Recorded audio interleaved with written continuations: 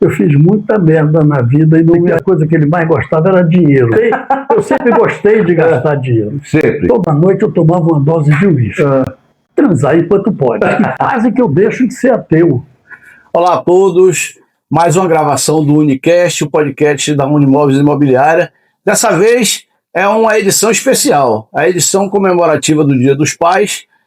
Eu vou entrevistar uma pessoa aqui que foi deputado, foi empresário na área da construção civil, ele foi diretor de uma grande empresa, a OAS, foi diretor da Soares Leone, da Trevo Engenharia, fazendeiro, pecuarista, agricultor, pai de 5 filhos, mais 2 enteados que são filhos dele, avô de 13 netos e mais os agregados, uma pessoa que é unanimidade onde ele está, ele é uma unanimidade. Pessoa querida por muita gente e para mim uma pessoa especial, porque hoje o Unicast é com meu pai, Manuel de Almeida Passos Filho. Tudo bom, meu pai? Tudo bom? Boa tarde. E vamos em frente ver o que é que você vai me perguntar. Veja bem, para mim, essa é uma. Eu falei para você na hora que a gente estava vindo para cá, que para mim é mais difícil do que para você. Você já está tarimbado, uma pessoa que nasceu pronto, como eu lhe falei, e para mim é uma satisfação grande, mas é também uma emoção muito grande entrevistar você aqui nessa comemoração, nessa data comemorativa. E é muito difícil para mim conter a emoção, mas a gente vai tentar fazer isso de uma forma que a gente possa mostrar as suas qualidades. Você é um homem que tem poucos defeitos. Talvez uma teimosiazinha, mas isso é do signo, né? Talvez não tenha toda a sorte do mundo. Nós viemos de uma família de jogadores, né? Meu avô era jogador, Manuel de Almeida Passos. Você, Manuel de Almeida Passos Filho, e eu, Manuel de Almeida Passos Neto. Meu nome é o mesmo de meu pai e de meu avô. E essa é uma herança que talvez não tenha sido a melhor herança do mundo, a herança em vida que você me deu, mas você sempre diz o seguinte: nome Manuel Passos, nasceu em janeiro, capricorniano, não tem sorte no jogo. Você sabe que eu jogo, você sabe que eu jogo tudo, eu jogo Mega Sena, jogo dominó, jogo pôquer, toda segunda-feira nós temos nosso pôquer que nós jogamos, mas rapaz, o único sorteio que eu já ganhei na minha vida foi o sorteio para ser síndico do meu prédio. Então, essa herança que você me deixou é terrível, né? Eu também sou assim. A única vez que eu fui sorteado foi viajando com minha esposa e fui sorteado para ser revistado na alfândega. Pois mas vem cá, você já sabendo dessa situação, por que você me botou esse nome? Para mim é muito orgulho ter seu nome, né? Mas você podia ter colocado em Taio. Ele tem 5 filhos, filhos dele mesmo, e tem 2 enteados que consideram ele filho, chamam ele de pai. São pessoas que a gente considera irmão também, mas ele podia ter escolhido meu irmão para colocar o nome de Manuel de Almeida Passos, porque pelo menos não ia ter tanta sorte, essa falta de sorte. Não, eu não acertei na loteria nunca, mas acertei em botar você como Manuel. Porque se eu botasse Taio, ele não gosta de jogar, então eu acertei exatamente, você gosta de jogar. E é como meu pai, o velho seu avô, azarão, ele, eu e você. Verdade, mas talvez não seja a culpa nossa, talvez a culpa seja de um sujeito que é meu amigo de infância. Eu digo que ele é meu amigo de carrinho de bebê e é talvez o 6º filho legítimo ilegítimo de meu pai, e meu pai tem mais 2, que é André e Felipe, né? Nós somos 5 filhos legítimos, do primeiro casamento, Rita, Mônica, Cláudio, Cristina e eu, né? Eu sou o 2º, e tem João, que diz que você, com esses 5 filhos, você acertou em 80%. Só errou com você. Comigo, os 20% sou eu. Aquele safado, né? É o maldoso. É o maldoso, exatamente. E acertou nos outros 40% também, que é André e Felipe, que são pessoas maravilhosas e que lhe consideram pai, e você é pai deles. Agregado é sempre pai. É né? isso mesmo. Com certeza. Deixa eu lhe falar um negócio. Você começou sua vida como empresário ou funcionário do Banco do Brasil? Não, eu comecei, na verdade, como funcionário de banco. Sim. Eu fui, com 18 anos, eu fiz uma prova para o Banco Comércio e Indústria de São Paulo. Depois eu fui para o Banco de Crédito Real de Minas Gerais e fiz o concurso para o Banco do Brasil. Sim. Entendeu? Naquela época o concurso era meio complicado, difícil. Eu me lembro que foram 800 candidatos, passaram 18. Eu passei em primeiro lugar. Não estou me elogiando. Mas isso todo mundo sabe. Depois eu fiz uma maluquice na vida. De vez em quando eu faço uma maluquice. Pedi demissão do banco e botei uma fábrica de esquadrias. Essa história é ótima. Fabricava esquadrias. Aqui na Boa Viagem, não é isso? Inicialmente deu certo, mas eu não tinha capital. Quem entrou com capital foi um sócio meu chamado Jaime Barbosa, e ele bancou a empresa, deu certo, ganhamos algum dinheiro, de repente ele tem um infarto e morre. Aí criou um problema na empresa, porque era uma empresa de 2 sócios, quando morreu um, a empresa ficou irregular. Aí, além da dificuldade dele não poder mais bancar a empresa, ainda teve esse problema de ordem judicial, de ordem jurídica, vamos dizer assim. Sim. Depois, eu botei um mercadinho, me lembro, foi o primeiro Peg-Pag da Bahia. Você imagina. Primeiro Peg-Pag da Bahia. Na Vitória, ali na Vitória. Eu acho que é no mesmo prédio onde mora João. Não sei, tenho a impressão que sim. Mas aí teve um camarada... Na localização onde era o prédio. Porque naquela época não existia prédio na Vitória. Era casa. Você morou, é interessante falar isso, você morou onde é hoje um prédio do lado do Aquibeu, ali entre o Manuel Vitorino e o Maria de Lourdes, que foi o primeiro prédio que a gente morou quando nós voltamos de Brasília, e que era o Clube Espanhol. Essa é outra coincidência interessante. Eu morei numa casa que era de propriedade de um ex-governador da Bahia, que ele ganhou de presente dos amigos, quando ele deixou o governo. Sim. Meu avô alugou essa casa. Quando eu vim para Salvador para estudar, eu morei com meu avô. Depois, meu avô se mudou e meu pai veio de São Félix, onde ele morava, para ser médico do Banco do Brasil. Sim. E aí ele foi morar nessa casa e eu fiquei morando lá. Era Você e mais 9 irmãos. Isso, minha avó, Dona Marieta. Todo mundo. Sim. Mas tinha uns irmãos meus que eram internados no Colégio Ipiranga. Mas aí o que aconteceu? Meu pai veio, como eu disse, veio para Salvador, ficamos morando lá. E essa casa era Avenida 7 de Setembro, 216. Mas veja a coincidência, 40 anos depois, eu venho de Brasília morar em Salvador, onde eu me hospedei num apartamento na Avenida 7, 216, que a casa virou um edifício. E logo mais adiante estava o João Rego, seu algoz. Meu algoz, nosso algoz. Isso aí já foi uma volta na minha vida, né? Mas vem cá, peraí. Quando você voltou, você foi morar, você se hospedou nessa era o Maria de Lourdes? Não, na volta?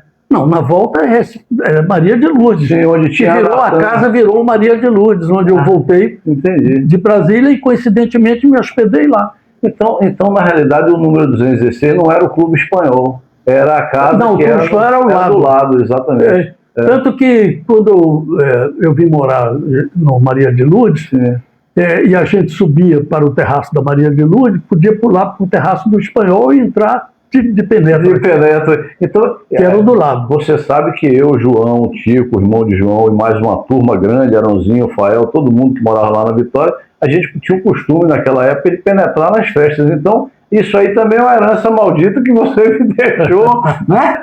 Você era penetra de festa. Bom, aí você volta para o Banco do Brasil, depois do Mercadinho também. Aí retornei para o Banco do Brasil. Sim. Eu retornei para o Banco do Brasil, fui para morar em Nazaré das Farinhas. Sim. Aí me elegi vereador em Nazaré. Começou a carreira política nesse momento. Uma informação, a família de Manuel Passos é toda envolvida na política, já desde muito tempo. Os ascendentes, sim. Meu tataravô foi senador, meu tio Lauro foi deputado federal e constituinte, e o tio Manuel Caetano foi 5 vezes deputado estadual. Sim. Eu fui deputado depois e fui o último dos moicanos, quer dizer, o último da família a fazer política. Graças a Deus. E já encerrei essa fase. Mas de Nazaré, eu pedi transferência para Cruz das Almas, onde minha família, diria assim, pontificava na política. Sim. E eu gostava da política, fui para lá. Entendeu? E lá em Cruz das Almas, no Banco do Brasil, fui caixa, depois chefe da carteira agrícola.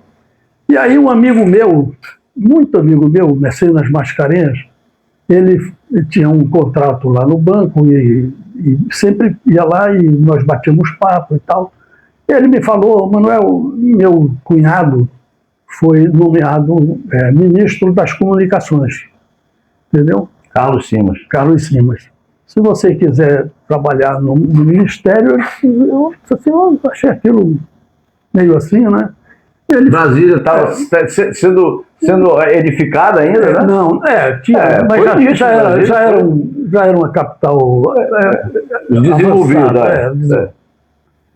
Aí uma semana depois ele volta e diz: olha, o ministro vai lhe convocar para ir para Brasília, entendeu?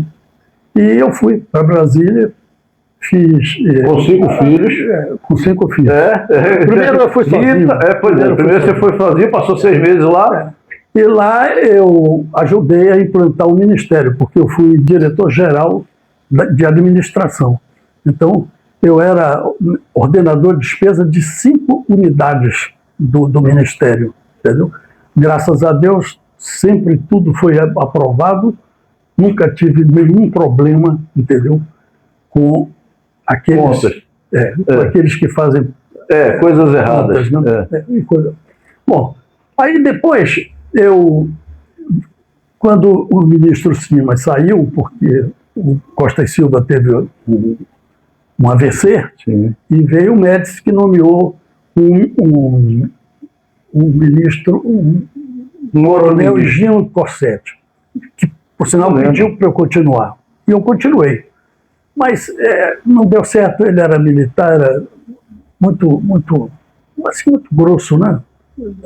No comportamento. No trato com as pessoas. Eu tinha um conhecimento com o Camilo Calazans, que me convidou para ir para o... Camilo Calazans, que foi diretor do Banco do Brasil. Diretor e presidente. Presidente do Brasil. E também foi presidente do Instituto Brasileiro do Café. E também presidente do Banco do Nordeste. O Banco do Nordeste inaugurou aquela agência que até hoje existe lá na Marquês de Leão, que é uma agência que só tem funcionárias mulheres.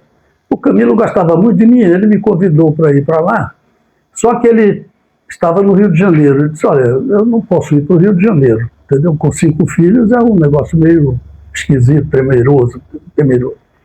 Aí, o Rio naquela época já era um lugar perigoso, não? Não era não, mas era problema de despesa, de custo. Entendeu?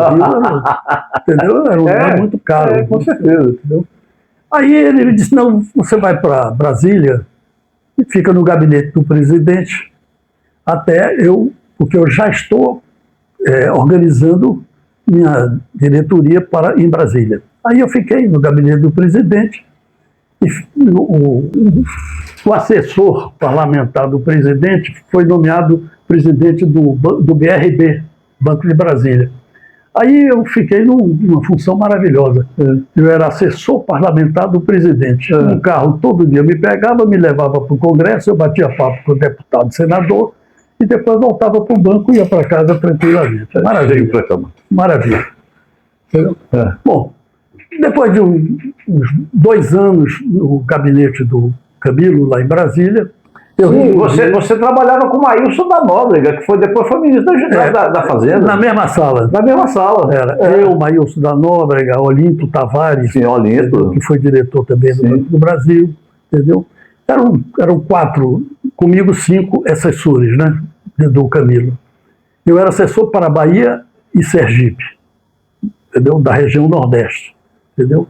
O Maílson era assessor da Paraíba, parece do Piauí, entendeu? Bom, aí depois de 2 anos, eu resolvi me candidatar a deputado. Sim. Aí tem um episódio até interessante, porque era governador da Bahia, Antônio Carlos Magalhães, e ele nomeou Raimundo Fonseca para secretário da Agricultura.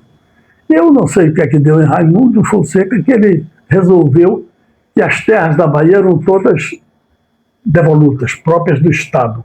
Ninguém era proprietário. Aí criou uma situação muito ruim para a região Nordeste, sobretudo para o estado da Bahia, né?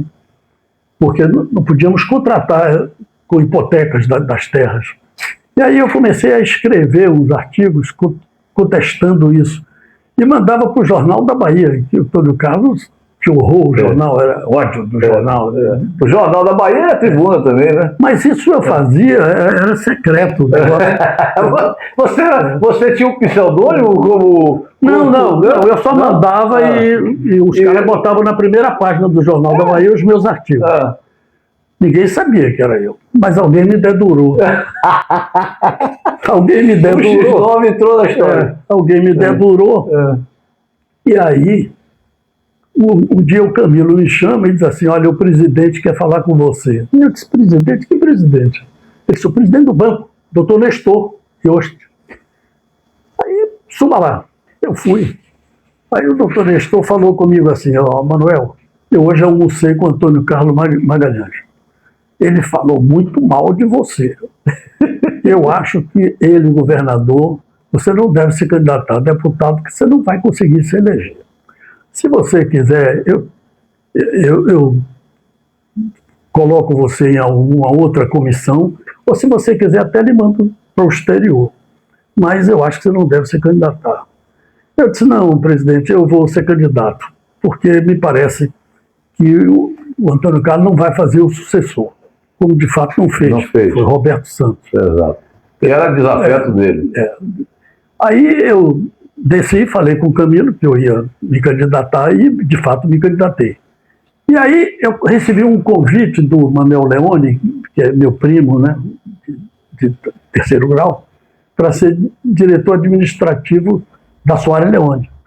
Que era uma grande construtora na época, né? Semelhante ao Odebrecht, porque as pessoas que não conhecem a história da Bahia não sabem o quanto a Soares Leone era grande. Era a 2ª maior empresa da Bahia. Naquele tempo não tinha OS.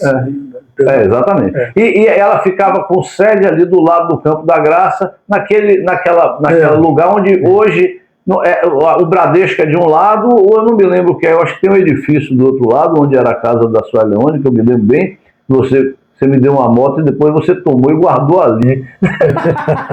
Eu fiquei magoado, porque eu aprontei um pouquinho, né? Aí você tomou minha moto e guardou lá na Soares Leone. Mas aí eu fui para Soares Leone, fiquei trabalhando lá e fazendo minha campanha política. Sim. Não tinha impedimento, porque era uma empresa privada, né? E consegui me eleger, quer dizer, me eleger assim, mas fiquei na 2ª suplência na primeira eleição. Só o seguinte, logo depois morreu, o Roberto Santos convidou o Carlos Santana para ser secretário. Sim, então eu fiquei na primeira suplência, porque ele saiu, eu fiquei na primeira suplência. Logo depois morre João Bião de Cerqueira. E olha que coincidência interessante. Você hoje mora a rua que eu moro é a João Bião de Cerqueira. Exatamente. Entendeu? E tem uma coincidência maior. Depois você foi efetivado, quer dizer, deputado, porque você morre Paulo Nunes. Não, logo depois. Pois é. No primeiro ano eu morri aí, eu fiquei... Que por sinal, ele morava onde era hoje o edifício Paulo Nunes, na frente do banho de tênis, e os filhos dele são todos meus amigos. Você sabe que Bruno Nunes era meu grande amigo, inclusive está sendo feito, não sei se você sabe, está sendo escrito, feito um filme sobre a vida de Bruno. E Beto Mondrongo, meu querido Beto Mondrongo, Paulo Roberto Bruni Nunes, que é também o filho do meio de Dona Ida, né, porque Paulo Nunes foi casado 2 vezes. Beto tem uma casa onde nós temos casa lá na ilha. Exatamente. No mesmo condomínio nosso, que eu fiz a nossa casa lá na ilha. Exatamente. Bom, aí eu... E foi eu que levei Beto, na verdade foi eu que levei para ele. Aí eu...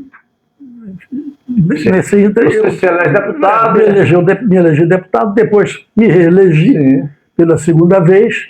Na terceira vez eu também fiquei na suplência, mas a CM pediu a João Doval para me nomear para a presidência da Ematerba. Eu fiquei 2 anos como presidente da Ematerba, mas retornei para a Assembleia. E aí fiquei líder de João Doval. E tem um fato também que eu quero ressaltar, não quero me elogiar, mas tinha um jornalista que trabalhava na Câmara durante 40 anos, ele trabalhou na Câmara, na Assembleia. E ele disse que eu estava entre os 5 melhores.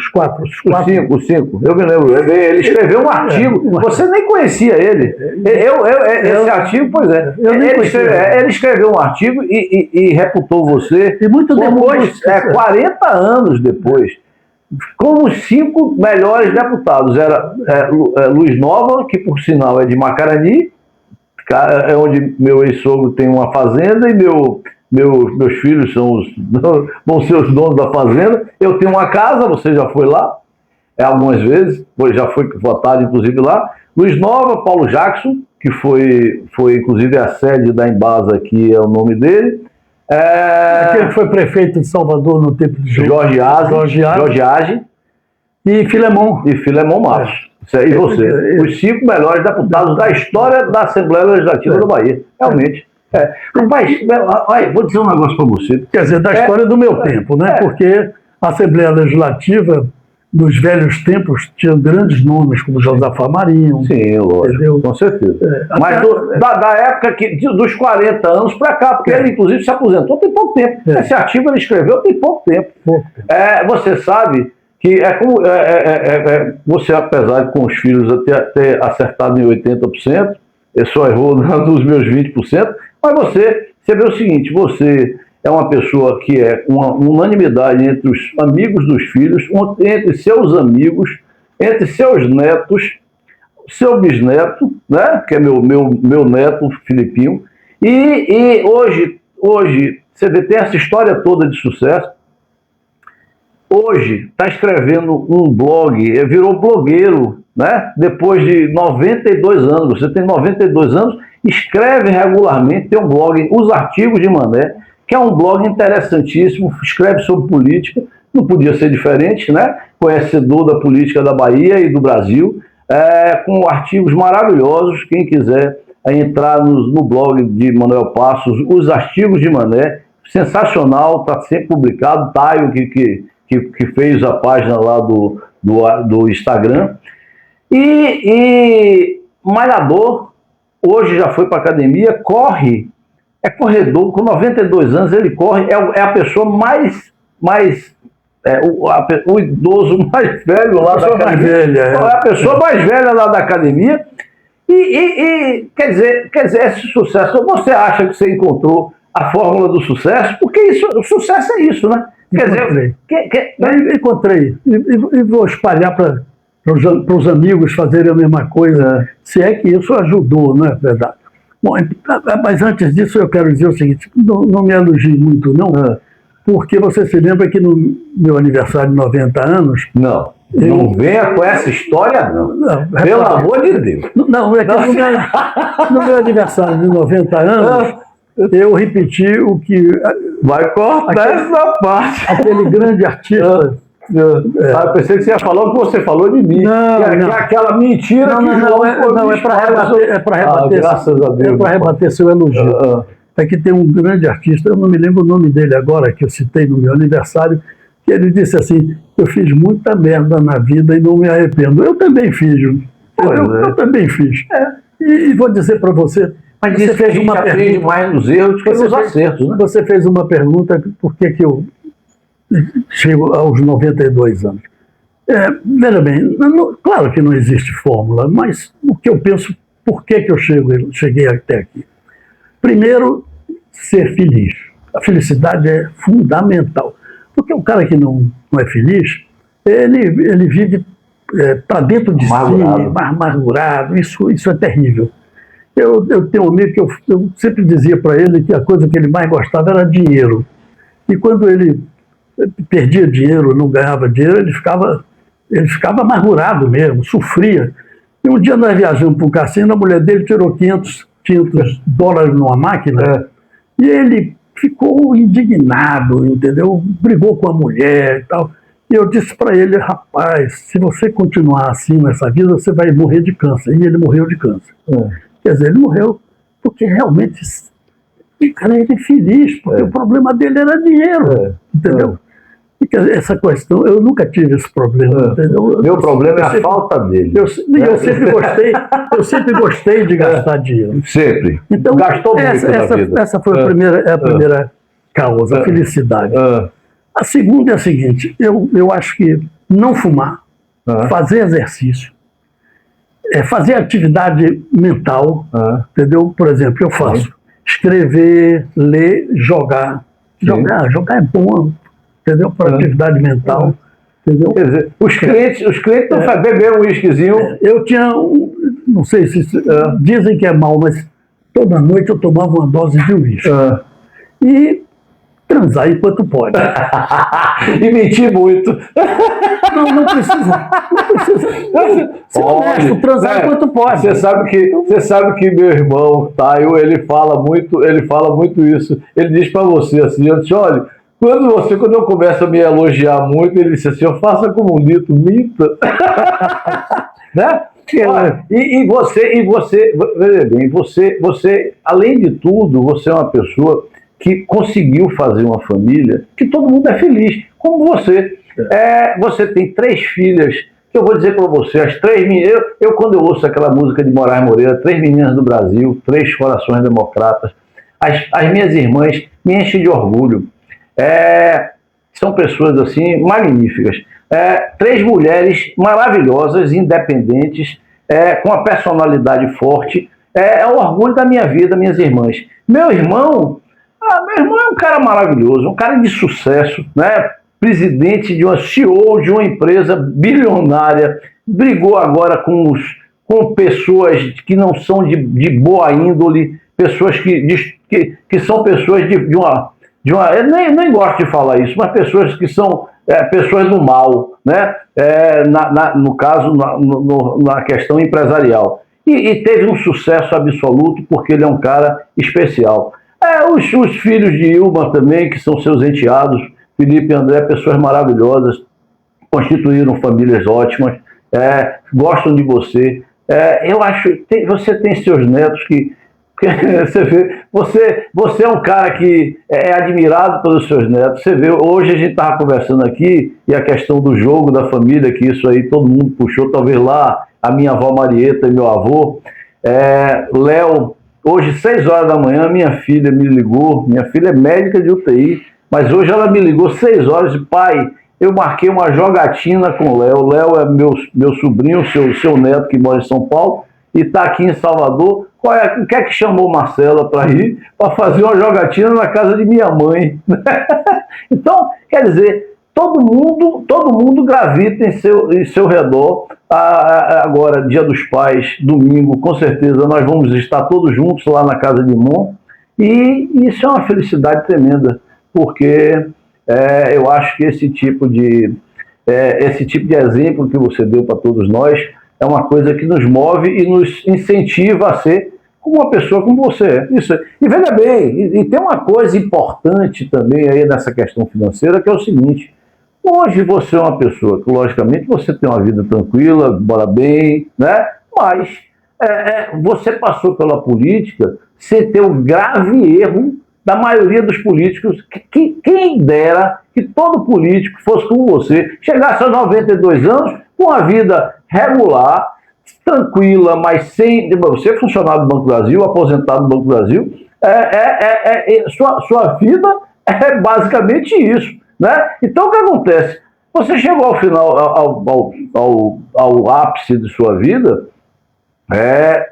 podendo olhar para trás e dizer assim, eu me orgulho de minha trajetória. Isso é uma coisa importante. A gente não tem isso em todo político, né? Tem muito político aí que está morrendo de desgosto pelo fato das pessoas olharem para ele e dizer assim, eu tenho vergonha desse cara. Já todos os seus filhos têm orgulho de você. Política, por exemplo, quer dizer, foi uma das fases da minha vida. E claro que algumas se entrelaçaram, né? Mas política, por exemplo, é acidente. Eu me lembro quando eu perdi a última eleição e saí da política, foi um acidente que ocorreu no Brasil, um plano cruzado, que foi uma grande farsa, não é? Grande farsa. Foi uma farsa tão grande, mas que conseguiu fazer com que o PMDB, naquela época o Brasil tinha 21 unidades federativas. Só perdeu em uma, que foi... Só ganhou em... Não, Sergipe. Só perdeu em Sergipe. Só ganhou em Sergipe. O PMDB só perdeu... o PMDB só perdeu em Sergipe. E na época, a Assembleia Legislativa, onde eu fazia parte como deputado, tinha 60 deputados, 40 eram do meu grupo e 20 de oposição. Sim. E inverteu. Depois do plano cruzado, ficaram 20 do nosso grupo e 40. E fizeram tanta besteira que na outra eleição o Antônio Carlos se elegeu de novo governador. Agora, veja bem, na época, Josafá Marinho, que era o candidato, eu era o deputado preferido dele. Com certeza. E líder do governo João Durval. Uma pessoa de reputação ilibada. Líder do governo João Durval. Sim. E do grupo de Antônio Carlos. Então, eu seria... Amigo de Luiz Eduardo. Era um negócio... Seria uma pessoa... Se o Josafá ganha, eu seria senador, com certeza. Mas isso que eu digo, eu sou um acidente da política. Exatamente. Tudo bem. Mas você, fora política também, você foi pecuarista, você foi agricultor, eu me lembro bem que 12 anos de idade, a gente ia, você abriu com a Sueli Leonde, primeiro fez o primeiro apart hotel do Brasil. Você fez o Suíte Sabre, que foi o primeiro apart hotel. Você é uma pessoa acima do seu... sempre foi além do seu tempo. Você fez o primeiro Peg-Pag da Bahia e fez o primeiro apart hotel do Brasil. Ali em Ondina. Em Ondina, o Suíte Sabre apart hotel, que fica ali na frente do... Quem trouxe esse nome para o Brasil, apart hotel, fui eu. Foi você. E fui entrevistado pela Veja, querendo saber o conceito de apart hotel. E era o conceito de apart hotel mesmo, era uma residência, era o que o pessoal chama apart service hoje. Depois tudo passou a ser apart hotel sem conceito nenhum. Pois é. E não, você vê o seguinte, você teve isso, e aí a Sabre comprou algumas fazendas na região oeste da Bahia, que era Bom Jesus da Lapa, Coribe e Santa Maria da Vitória. E rapaz, você era tão doido que eu com 12 anos de idade, aquilo ali era um ninho de cascavel, eu ia para lá, passava 3 dias viajando para ir, viajar pelo meio do mato, eu não me esqueço disso. Era, na época, se caçava, eu, menino com a espingarda nas costas, uma cartucheira, comprava cartucho em venda e uma bota até aqui em cima para poder andar no meio do colonhão, caçando codorna e comendo naquelas fazendas que não tinha, as casas da fazenda não existiam, né? Era casa de adobe, eu dormia na rede com o Paulo, 12 anos, mas eu fico pensando assim, hoje meu neto tem 11 anos, eu digo, eu nunca deixaria meu neto numa empreitada dessa, mas a gente ia, era uma tranquilidade, ia para lá, ficava em Santa Maria da Vitória, ia para boate, era um negócio, dirigia, era uma vida totalmente diferente. Que vida era aquela? Bom,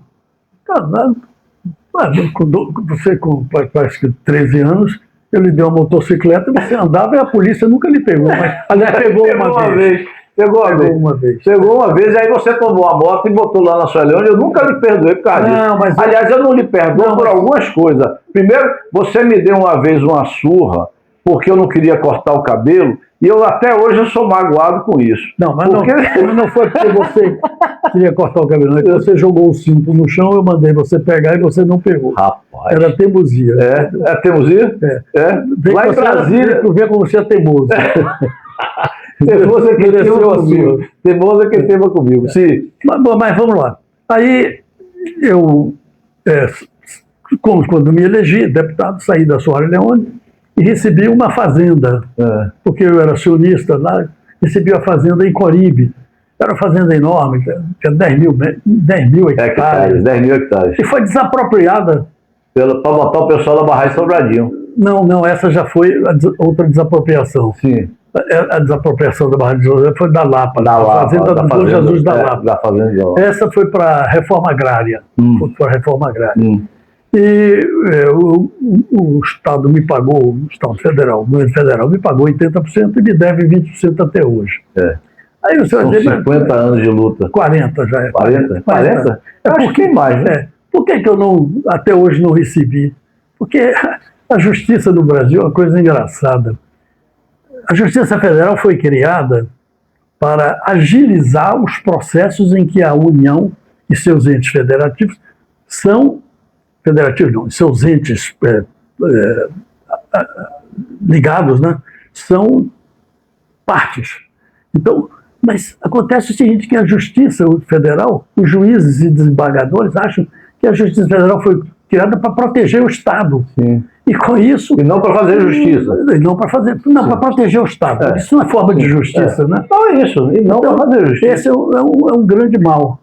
Então, essa disputa minha tem 40 anos que eu brigo para receber o resto do dinheiro. De direito. Claro. E já ganhou diversas vezes. Só que existe recurso e não existe. É um negócio aí. Bom, mas essas coisas são assim. Mas essa é a história. Mas aí você veja bem, e aí eu vou lá para diante, quando você morou 30 anos em Brasília, depois, quando você deixou de ser deputado, foi ser diretor da OAS. Né? E trabalhou lá na OAS durante muito tempo, depois saiu da OAS, pediu para sair, porque já estava querendo diminuir o seu ritmo, ficou lá em Brasília só trabalhando e jogando, né, com seus amigos, e é muito importante. Você gosta de jogar em cassino, assim, negócio? Eu não, eu gosto de jogar com meus amigos, você vê, eu vou até participar de um torneio agora, dia 13, no Baiano de Tênis, de pôquer. Mas aí teve um momento na sua vida que você resolveu voltar para aqui, para Salvador. Porque você diz que Salvador, e aí a gente vai né, contar essa história aqui, porque Salvador é a melhor cidade para se morar no Brasil. Você conhece o mundo todo, né? Você conhece o mundo todo. Tem Felipe, Felipe mora em Maceió, Taio hoje mora na Carolina do Norte, Tina já morou em Londres, Rita mora em São Paulo, Mon também é uma mulher do mundo, né? Taio já morou na China. E André no Canadá. E André mora no Canadá, né? Então, você conhece o mundo todo, mas você diz que o melhor lugar do mundo para morar é Salvador, é isso? Com certeza. Mas antes de voltar para Salvador, eu quero contar uma historiazinha aqui, porque o jogo me estressou. Eu confesso que ele me estressou. Primeiro porque eu jogava um pouquinho pesado, cara. Entendeu? Ele me estressou e eu tive um infarto. Eu tive um infarto, entendeu? Você vê que nem tudo são flores, né? Eu tive um infarto e a minha médica, que ia fazer a cirurgia, ela fez uma pré-eleção antes, entendeu? Querendo me preparar o espírito. Eu falei com ela, disse, eu já nasci preparado. Eu disse, doutora, não prepare meu espírito, entendeu? Se prepare tecnicamente para a cirurgia, porque eu sou ateu.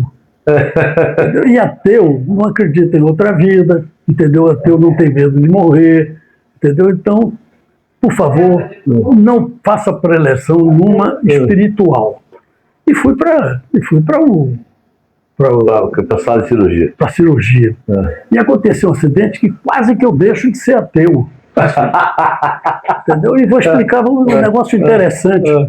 É o seguinte, você sabe, você na cirurgia toma aquela A anestesia. Anestesia. E depois da cirurgia, já no leito, na maca, retornando, eu vi uma vozinha assim, me chamando, Manuel. Aí eu fiz aquela pergunta, é Jesus? Aí eu disse, não, é o enfermeiro. Eu disse, poxa, quase que eu deixo de ser ateu. Porque se fosse Jesus, eu tinha que deixar de ser ateu, mas não era o enfermeiro. Essa é boa. Então, essa é uma história interessante, porque realmente eu me recuperei bem. Hoje, eu tanto me recuperei que estou com 92, já perto de 93. Foi aí que eu voltei, depois dessa história toda e tal, eu voltei para a Bahia. E realmente eu acho, respondendo a sua pergunta, Salvador é um fenômeno de maravilhoso, porque aqui não tem extremos, não tem temperatura alta, não tem temperatura muito baixa, não tem tempestade, não tem tsunami, não tem terremoto, não tem nada. Aqui só tem felicidade. É por isso que a Bahia, entendeu? É a terra da felicidade. É a terra da felicidade. Se alguém quiser ser feliz em outro lugar, não estiver bem, venha para a Bahia. Aliás, eu digo isso para meu filho André, Cláudio não, porque vamos dizer assim, é temporário, mas André, que mora definitivamente, as filhas de minhas netas, elas são brasileiras, sim, mas que não falam português. Não falam português, só falam inglês. De André. Suas netas de André, exatamente. Só falam inglês, porque elas são brasileiras, porque são filhas de brasileiros, apesar da mãe ser canadense. Elas não são natas, entendeu? Mas são brasileiras, entendeu? E só falam inglês. E vivem lá. Hoje, uma das netas está morando na Polônia. Ela é dançarina, bailarina, e mora na Polônia. Uma cidade até do interior da Polônia, não é em Varsóvia. Eu até fico admirado, né? Salvador, sair do Canadá, nesse aspecto, Salvador. Mas disse que ela veio para cá e pediu para o pai comprar um apartamento aqui para ela, porque ela Salvador, ela ficou louca com Salvador. Agora teve aqui recentemente, foram para o Rio de Janeiro e tudo, mas não se deram muito bem no Rio de Janeiro. Teve algumas situações lá, né, de assalto, o marido dela, né? Eles foram ao Maracanã, e 3 garotas foram assaltadas assim, tomaram o celular, na vista de todo mundo. É isso aí. Pai, a gente podia ficar aqui contando sua história. Eu acho que a gente vai ter outros momentos para poder contar essa história. Eu fico feliz demais dizer que foi uma alegria grande para mim fazer esse programa aqui com você. Eu ficar conversando, você sabe que nós somos grandes amigos, além de você ser meu pai, mas nós somos grandes amigos. Toda segunda a gente joga poker junto, sai para jantar. Sexta-feira nós vamos para casa, para o aniversário de uma grande amiga de Ilma e de minha mulher, de Piozinha, juntos, nós vamos jantar juntos. É sempre uma alegria bater papo com você e dizer o seguinte: para mim você é um paizão, e eu queria lhe desejar mais um maravilhoso Dia dos Pais. Queria que você tivesse muitos e muitos anos de vida, que você continue irradiando essa alegria que você tem, por isso sua vida é tão feliz, e que você, agradecer a você pela presença aqui no Unicast.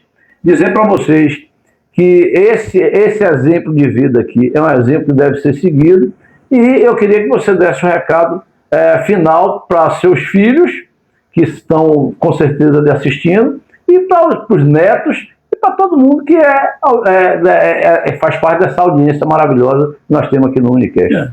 Eu agradeço o seu convite para fazer essa entrevista, onde, aliás, eu fui obrigado também a confessar algumas coisas,